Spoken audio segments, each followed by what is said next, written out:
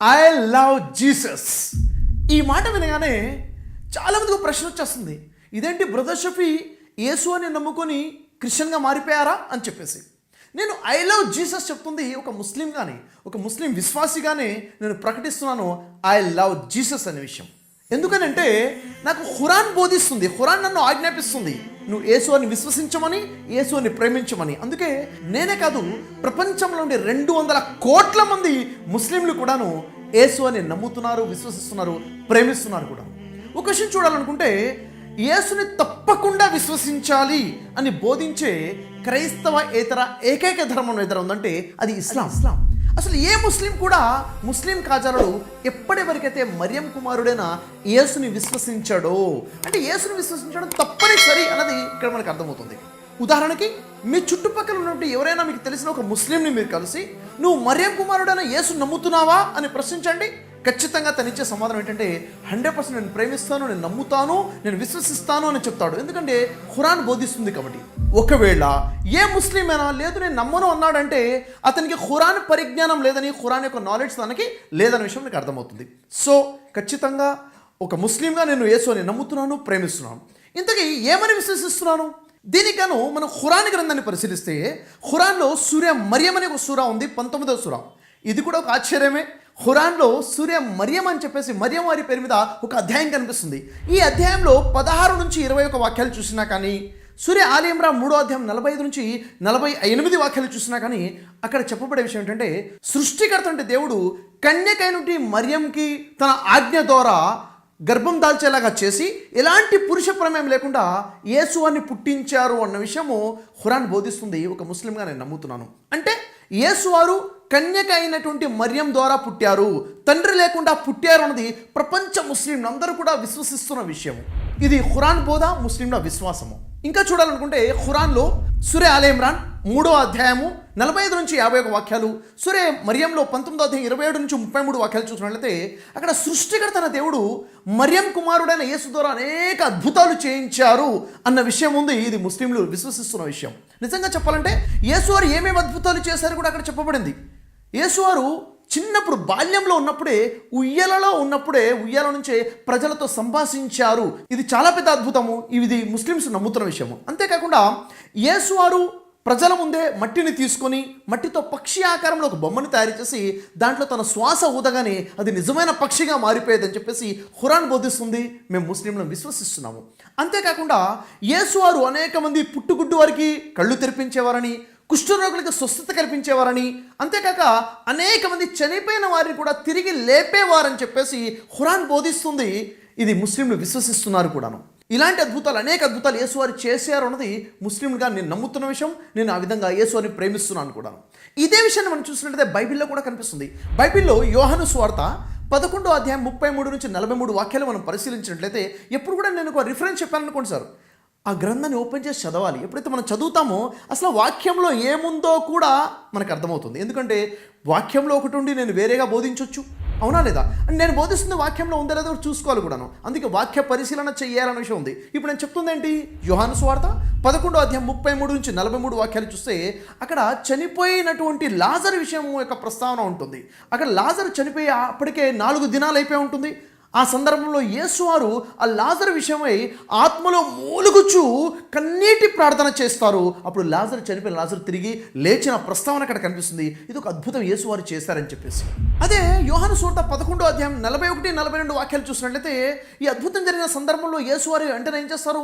కనులు పైకెత్తి, తండ్రి నీవు నా మనవి వినినందుకు నీకు కృతజ్ఞతాస్తుతులు చెల్లించుకొనుచున్నాను అని చెప్తారు. అంటే యేసు వారు ఏమంటున్నారు? దేవుడా, ఓ తండ్రి, నీవు నా మనవి, నా ప్రార్థన విన్నావు, లాజర్ని తిరిగి లేపావు, కాబట్టి నేను కృతజ్ఞతాస్తుతులు చెల్లించుకొనుచున్నాను అని చెప్పి అంటారు. నీవు ఎల్లప్పుడూ నా మనవి వినుచున్నావని నేను ఎరుగుదును. అంటే ఎల్లప్పుడూ ఏం జరుగుతుంది? యేసు వారి దేవుడికి మనవి చేసుకుంటున్నారు, దేవుడు యేసు వారి మనవి వింటున్నాడు, స్వీకరిస్తున్నాడు, అంగీకరిస్తున్నాడు అన్న విషయము ఇక్కడ చాలా స్పష్టంగా అర్థమవుతుంది. అపోస్తుల కార్యము 2వ అధ్యాయం 22వ వాక్యాన్ని చూసినట్లయితే అక్కడ చాలా స్పష్టమైన ఒక విషయం తెలుస్తుంది. ఇజ్రాయేలు వారలారా ఈ మాటలు వినుడి. ఈ మాటలు చాలా ముఖ్యమైన విషయాలు, వినండి. దేవుడు నజరేయుడైన యేసు చేత అద్భుతములను, మహత్కార్యములను, సూచక క్రియలను మీ మధ్యన చేయించి ఆయనను తన వలన మెప్పు పొందినవానిగా మీకు కనబరిచెను అన్న విషయం ఉంటుంది. ఒకసారి మనం పరిశీలించినట్లయితే దేవుడు ఏం చేశాడట? నజరేయుడైన యేసు చేత అద్భుతాలు చేయించాడు. దేవుడు యేసు చేత మహత్కార్యాలు చేయించాడు. దేవుడు యేసు చేత సూచక్రియలు చేయించి యేసు ప్రజల్లో మెప్పు పొందేవనిగా దేవుడు చేశాడన్న విషయం మనకు అర్థమవుతుంది. అంటే దేవుడు యేసు ద్వారా అద్భుతాలు చేయించారన్న విషయము, యేసు వారు అద్భుతాలు చేశారన్న విషయము బైబిల్ బోధిస్తుంది, ఖురాన్ బోధిస్తుంది. ఒక ముస్లింగా నేను విశ్వసిస్తున్నాను విషయాన్ని. ఇంకా యేసు వారి గురించి నా విశ్వాసం ఏమిటి అని చూసినట్లయితే ఖురాన్ గ్రంథంలో 5వ అధ్యాయం 75వ వాక్యంలో, 19వ అధ్యాయము 28 నుంచి 33 వాక్యాలు, సూరా నిసా 4వ అధ్యాయం 171 వాక్యం ప్రకారంగా మర్యం కుమారుడైన యేసు అంటే మెస్సయ్య క్రీస్తు ఆయన ఒక ప్రవక్త, దేవుని ప్రవక్త అన్న విషయము ఖురాన్ బోధిస్తుంది.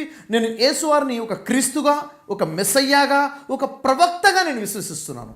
యేసు వారు ఎవరు అంటే ఒక ప్రవక్త, నేను బలమైన నా యొక్క విశ్వాసము. ఇదే విషయం మనం బైబిల్లో పరిశీలించినట్టయితే బైబిల్లో కూడా యేసువారిని విశ్వసించిన వారు, యేసువారిని విశ్వసించి రక్షించబడిన వారు యేసువారిని ప్రవక్త అని విశ్వసించారనే విషయమే బైబిల్ కూడా బోధిస్తుంది. ఉదాహరణ చూసినట్లయితే యోహాను సువార్త 9వ అధ్యాయం 17వ వాక్యాన్ని మనం పరిశీలించినట్లయితే అక్కడ పుట్టుగుడ్డువాడి యొక్క ప్రస్తావన ఉంటుంది. మరి మీకు తెలుసు, మనం చాలాసార్లు చదువుకొని ఉంటాము. పుట్టుగుడ్డువాడి ఈ విషయంలో అద్భుతం జరిగింది. యేసువారు అతని కనులు తెరిచేలా చేస్తారు. మరి ఆ పుట్టుగుడ్డువాడు రక్షించబడ్డాడా? రక్షించబడ్డాడు. ఎలా? యేసువారిని నమ్మాడు, యేసువారిని విశ్వసించాడు. ఇంతకీ ఆ పుట్టుగుడ్డువాడు యేసువారిని ఏమని నమ్మాడు, ఏమని విశ్వసించాడు అన్నది ఇక్కడ పాయింట్. దీనికి కానీ యోహాను సువార్త 9వ అధ్యాయం 17వ వాక్యాలు చూసినట్లయితే అక్కడ పుట్టుగుడ్డువాడు నమ్మడమే కాదు, సాక్ష్యం చెప్తున్నాడు. ఏమని? ఆయన ఒక ప్రవక్త అని చెప్పేసి స్పష్టంగా చెప్తున్నాడు. యేసువారు ఎవరట? ఒక ప్రవక్త అని చెప్తున్నాడు విషయాన్ని. అంతేకాకుండా సమరయ స్త్రీ గురించి కూడా మనం విని ఉన్నాము. సమరయ స్త్రీ విషయంలో యేసువారు సమరయ స్త్రీ దగ్గరికి వెళ్ళడము, ఆ బావి దగ్గర సంభాషణ జరగడము, ఈ ప్రస్తావన యోహాను సువార్త 4వ అధ్యాయంలో కనిపిస్తుంది. అక్కడ కూడా సమరయ స్త్రీ చివరికి రక్షించబడింది. ఎందుకని? యేసుని విశ్వసించింది కదా. యేసుని విశ్వసించింది కాబట్టి రక్షించబడింది. ఏమని విశ్వసించింది అన్నది మనకు తెలియాలి. దీనికి యోహాను సువార్త 4వ అధ్యాయం 19వ వాక్యాన్ని పరిశీలించినట్లయితే అక్కడ స్త్రీ అంటుంది, అయ్యా నీవు ప్రవక్తవని నేను గ్రహించుచున్నాను అంటుంది. చూసారా ఎంత అద్భుతమో? అంటే యేసుని గ్రహించింది. ఏమని గ్రహించింది? నీవు ప్రవక్తవని గ్రహించుచున్నాను. ప్రవక్తని విశ్వసించింది, రక్షించబడింది అన్న విషయం తెలుస్తుంది. అంతేకాకుండా చాలామంది యేసువారిని ప్రవక్తని విశ్వసించారు. అక్కడ జన సమూహం కూడా యేసువారిని ప్రవక్త నమ్మారు. మత్తయి సువార్త 21వ అధ్యాయం 11వ వాక్యం చదివి చూడండి. మత్తయి సువార్త 21వ అధ్యాయం 46వ వాక్యం కూడా చదివి చూడండి. లూకా సువార్త 24వ అధ్యాయం 19వ వాక్యాన్ని తెరవండి. నేను వాక్యంలో ఇది ఉందని నేను చెప్పదలుచుకోవట్లేదు, ఎందుకంటే అన్నీ నేనే చెప్తా. మరి మీరేం చేస్తారు? బైబిల్ తెరవాలి కదా, బైబిల్ చదవాలి కదా, వాక్యాన్ని పరిశీలించాలి కదా.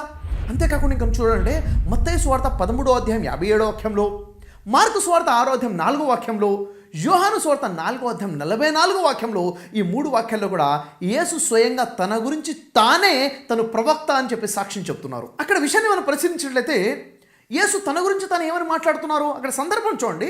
యేసువారు తన ప్రజలలో, తన బంధువులలో, తన దేశం ఉన్నట్టు ప్రజలలో తను బోధించుకుంటూ వస్తున్నారు. అయితే తన సొంత వాళ్ళే యేసుని తిరస్కరిస్తారు, విశ్వసించరు. అప్పుడు యేసువారు అంటారు ఈ వాక్యాలలో, అందుకు యేసు ప్రవక్త తన దేశములోను, తన బంధువులలోనూ, తన ఇంటి వారిలోనూ తప్ప మరి ఎక్కడ ఘనహీనుడు కాడని వారితో చెప్పాను. అంటే ఏమని చెప్తున్నారు చెప్పండి? ఇక్కడ యేసు వారికి ఘనత లభిస్తుంది, కానీ ఘనత ఎక్కడ లభించడదంట? తన సొంత వాళ్ళలో, తన దేశం వాళ్ళలో, తన బంధువులలో, తన ఇంటి వాళ్ళలో తనకి ఘనత లభించదు. ఒక ప్రవక్తకి అంటే తాను ఒక ప్రవక్త అని చెప్పేసి యేసువారే సాక్ష్యం చెప్పారు. యేసును విశ్వసించిన ఆ జనాంగాలు, ఆ ప్రజలు కూడా యేసుని ప్రవక్తని విశ్వసించారనే విషయం చాలా స్పష్టంగా బైబిల్ మనకు బోధిస్తుంది. ఇది మనం విశ్వసించాలి. ఒక ముస్లింగా నేను విశ్వసిస్తున్నాను యేసుని ఒక బలమైన ప్రవక్త అని చెప్పేసి. అంతేకాకుండా మరొక అద్భుతమైన విషయం ఏమిటంటే సూర ఆల్ ఇమ్రాన్ 3వ అధ్యాయం 54వ వాక్యంలో, సూర నిసా 4వ అధ్యాయం 157, 158 వాక్యాలలో అక్కడ పరిశీలిస్తే మనకు తెలిసే విషయం ఏంటంటే యూదులు యేసువారిని చంపాలి అని చెప్పేసి కుట్ర పన్ని ఉంటారు. ఆ సమయంలో యేసువారు తనను రక్షించమని చెప్పేసి దేవుడికి ప్రార్థన చేస్తారు. ఆ సమయంలో దేవుడు యేసువారి ప్రార్థన ఆలకించి యూదుల కుట్ర నుంచి యేసువారిని రక్షించి యేసువారిని చనిపోకుండా కాపాడుకుంటారు. యేసువారిని శరీరంగా పైకి ఆరోహణ చేయించుకొని పైకి లేపుకున్నారు అన్న విషయం మనకు తెలుస్తుంది. అంటే ఈ వాక్యాల ప్రకారంగా యేసువారు చనిపోలేదు, యేసువారిని దేవుడు కాపాడుకున్నాడు చనిపోకుండా. యూదుల కుట్ర భంగం అయిపోయింది. యేసువారు సజీవంగా ఉన్నారన్న విషయము మనకు అర్థమవుతుంది. మరి యేసువారు సజీవంగా పైకి లేపుకోబడ్డారు కాబట్టి యేసువారి రెండో రాకడ ఉంది అని చెప్పేసి ఖురాన్ బోధిస్తుంది. ప్రతి ముస్లిం కూడా విశ్వసిస్తున్నాడు. ఒక ముస్లింగా నా విశ్వాసం ఏంటంటే యేసువారు చనిపోలేదు, యేసువారిని దేవుడు రక్షించుకున్నాడు, కాపాడుకున్నాడు, యేసువారిని దేవుడు పైకి లేపుకున్నాడు, యేసువారి రెండో రాకడ ఉందని చెప్పేసి. ఈ విషయాన్ని మనం బైబిల్లో పరిశీలిస్తే బైబిల్ గ్రంథంలో యేసువారి చనిపోలేదని, యేసుని దేవుడు రక్షించుకున్నారని, యేసును సజీవంగానే పైకి లేపుకోబడ్డారని బైబిల్ పాత నిబంధన నుంచి కొత్త నిబంధన దాకా దాదాపుగా 300 లేఖనాలు ఉన్నాయి యేసువారు చనిపోలేదు అని చెప్పడానికి, యేసువారు సజీవంగానే పైకి లేపుకోబడ్డారని చెప్పడానికి. ఉదాహరణకి మనం చూసినట్లయితే మత్తయి సువార్త 12వ అధ్యాయం 38 నుంచి 40 వాక్యాలు మీరు పరిశీలించండి. అక్కడ ఏముంది? శాస్త్రులలో పరిసయ్యులలో కొందరు యేసువారి దగ్గరకు వచ్చేసి అడుగుతున్నారు, బోధకుడా, నీ వలన ఒక సూచక్రియ చూడగోరుచున్నాము అని అడిగినప్పుడు ఆయన ఈ విధంగా సమాధానం చెప్తారు. ఏమని? వ్యభిచారుడైన చెడ్డతనం వారు సూచక్రియ అడుగుచున్నారు, అయితే ప్రవక్త అయిన యోనాను గురించిన సూచక్రియ కానీ మరి ఏ సూచక్రియ కూడా వానికి అనుగ్రహించబడదు అని చెప్తారు. అంటే యేసువారు ఏ సూచక్రియ ఇంకేమీ చూపించట్లేదు. ఎన్నో అద్భుతాలు చూస్తున్నారు, వాళ్ళు ఎంటర్టైన్మెంట్ అయిపోతుంది, వాళ్ళు విశ్వసించట్లేదు. కాబట్టి యేసువారి కోపం వచ్చేస్తుంది. ఇన్ని అద్భుతాలు చూసిన తర్వాత కూడా ఇంకో అద్భుతం అడుగుతున్నారా? సరే, అయినా కానీ ఒక్క అద్భుతమే చూపిస్తాను, ఒకటే ఒకటి. అది ఏంటిది? ప్రవక్త అయిన యోనాను గూర్చిన సూచక్రియ. అదే ఈ మనుష్య కుమారుడు చూపిస్తాడు. ఏంటా సూచక్రియ? యోనా ఏ విధంగా అయితే 3 రాత్రింబవళ్ళు తిమింగళం కడుపులో ఉండెనో అదే విధముగా అలాగునే ఈ మనుష్య కుమారుడు 3 రాత్రింబవళ్ళు భూగర్భంలో ఉండును అని చెప్పారు. ఈ నిజంగా చెప్పాలంటే ఇది పరిశీలిస్తే చాలా గొప్ప సత్యం మనం బయటపడుతుంది. యోనా విషయంలో మనం పరిశీలించినట్లయితే యోనా అనే ప్రవక్తకి దేవుడు ఆజ్ఞాపించారు. ఏమని? తర్షీషు పట్టణం వెళ్ళమని, అక్కడ సువార్త ప్రకటించమని బోధించడం జరుగుతుంది. అప్పుడు ప్రవక్తని యోనా ఏం చేస్తారు? తర్షీషు పట్టణం వెళ్లకుండా దేవుడు చెప్పిన మాటకి వ్యతిరేకంగా నెనేయా పట్టణానికి వెళ్ళటం మొదలు పెడతారు. నెనేయా పట్టణం వెళ్ళడం కోసం ఆ పడవ ఎక్కడము కూర్చోవడం జరుగుతుంది. ఎప్పుడైతే సముద్ర ప్రయాణంలో మధ్యలోకి వెళ్ళేసరికి ఎక్కడ ఏమవుతుంది? దేవుడి యొక్క ఆగ్రహం వచ్చేసి పెను తుఫాన్ వచ్చేస్తుంది. ఆ సముద్రంలో వచ్చినటువంటి పెను తుఫాన్ వల్ల పడవలో ఉన్న వాళ్ళందరూ కూడా మునిగి చనిపోయే పరిస్థితి వస్తుంది. అప్పుడు అక్కడ ఉన్న వాళ్ళందరూ కూడా లేదు, మనలో ఎవరో తప్పు చేశారు, దేవుడి ఆగ్రహం వచ్చేసింది అని చెప్పేసి ఎవరు తప్పు చేశారో తెలుసుకోవడం కోసం చీట్లేస్తారు. చీట్లేసి ఎవరి పేరు వస్తుంది? యోనా పేరు వస్తుంది. యోనా కూడా ఒప్పుకుంటాడు, సరే నేను దేవుని ప్రవక్తని, దేవుడు నాకు ఇలా ఆజ్ఞాపిస్తే నేను ఇలా బయలుదేరాను, సరే ఓ పని చేయండి, నా ఒక్కడి వల్ల మీద అందరూ కూడా చనిపోవడం కరెక్ట్ కాదు, కాబట్టి మీరు నా కాళ్ళు చేతులు కట్టే సముద్రంలో పడేయండి అని చెప్తారు. మరి వాళ్ళు ఆ విధంగానే కాళ్ళు చేతులు కట్టేసి ప్రవక్తని యోనాని సముద్రంలో పడేస్తారు. సముద్రంలో ఒక వ్యక్తిని కాళ్ళు చేతులు కట్టి పడేస్తే ఏమవుతుంది? ఖచ్చితంగా ఎవడైనా చనిపోవాల్సిందే. అక్కడ ఉన్న తిమింగళాలు తినేస్తాయి, చేపలు తినేస్తాయి, మనిషి చచ్చిపోతాడు. ఈత కొట్టడానికి కూడా కాళ్ళు చేతులు కట్టేసి ఉంది కదా. సో పడవలో ఉన్న వాళ్ళు ఏమనుకున్నారు? మేము యోనాని చంపేశాము అనుకుంటున్నారు. కానీ ఏమైంది? అక్కడ సముద్రంలో పడిపోయినట్టు యోనా దేవుడికి ప్రార్థన చేస్తాడు, దేవుడు నన్ను రక్షించని చెప్పేసి. దేవుడు యోనాకి ప్రార్థన ఆలకిస్తాడు. అప్పుడు తిమింగళానికి ఆజ్ఞాపిస్తాడు, నువ్వు వెళ్ళి మింగవని చెప్పేసి తిమింగళం వచ్చేసి మింగేసి బయటికి దేవుడి ఆజ్ఞ ప్రకారంగా తర్షీషు పట్టణంలో కక్కడం జరుగుతుంది. అంటే యోనా ఎక్కడికి వెళ్ళిపోయాడు? తర్షీషు పట్టణానికి వెళ్ళాడు. తర్షీషు పట్టణం వాళ్ళకి వెళ్ళి అక్కడ సువార్త ప్రకటించడం మొదలు పెడతాడు. అంటే తర్షీషు పట్టణం వాళ్ళకి ఏం తెలుస్తుంది? యోనా జీవితంలో జరిగిన విషయం తెలుస్తుంది. ఇలా జరిగింది, సముద్రంలో పడేసేసాడు, దేవుడు రక్షించుకున్నాడు. 3 రాత్రింబవళ్ళు తిమింగళం గర్భంలో యోనా ఉన్నారు. ఎలా ఉన్నారు? సజీవంగానే ఉన్నారు, బ్రతికే ఉన్నారు. చనిపోయి తిరిగి లేవనేది యోనా, బ్రతికే ఉన్నారు. ఆ విధంగానే ఈ మనిషి కుమారుడు 3 రాత్రింబవళ్ళు భూగర్భంలో ఉంటారు అని చెప్పి ఇలాంటి అద్భుతం జరుగుతుందని చెప్పేసి. సో ఇక్కడ మనకు తెలిసిన విషయం ఏమిటంటే యేసు వారిని దేవుడు రక్షించుకున్నాడు చనిపోకుండా.